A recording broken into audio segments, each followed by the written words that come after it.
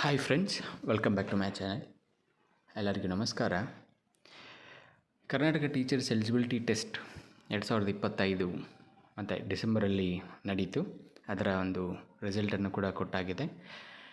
ಎಲ್ಲೆಲ್ಲಾದರೂ pass ಆಗಿದ್ದೀರಾ ಅವರಿಗೆ congratulation ಹೇಳ್ತಾ, ಮತ್ತು ಫೇಲ್ ಆಗಿರ್ತಕ್ಕಂತಹ ಅಭ್ಯರ್ಥಿಗಳಿಗೆ ಟೆಟ್ ಯಾವಾಗ ಮತ್ತೆ ಕಂಡಕ್ಟ್ ಮಾಡ್ತಾರೆ ಅನ್ನೋದು ಒಂದು ಡೌಟ್ ಕ್ರಿಯೇಟ್ ಆಗಿರುತ್ತೆ.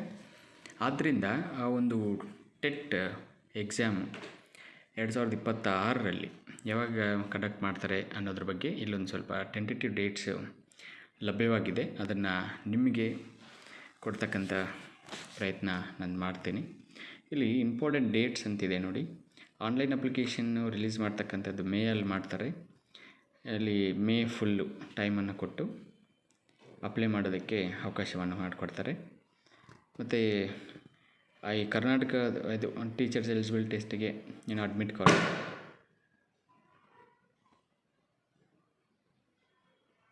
ಹಾಲ್ ಟಿಕೆಟನ್ನು ಜೂನಲ್ಲಿ ಬಿಡ್ತಾರೆ.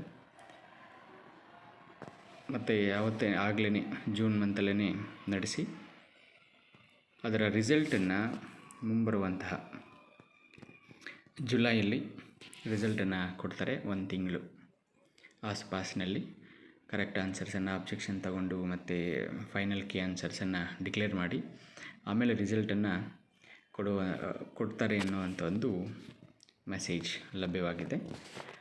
ಆದ್ದರಿಂದ ಎಲ್ಲಾದ್ರೂ ಫೇಲ್ ಆಗಿದ್ದೀರಾ, ನಿಮ್ಮ ಒಂದು ಪ್ರಯತ್ನ ಮುಂದುವರಿಯಲಿ, ನಿಮ್ಮ ಪೂರ್ವ ಸಿದ್ಧತೆ ಹಾಗೆ ಮುಂದುವರಿಯಲಿ ಅಂತ ಹೇಳ್ತಾ, ಯಾರೆಲ್ಲಾದರೂ ಪಾಸ್ ಆಗಿದ್ದೀರಾ ಅವರಿಗೆ ಒಂದು GPSTR ಕಡೆ ಗಮನ ಕೊಡಿ ಅಂತ ಹೇಳ್ತಾ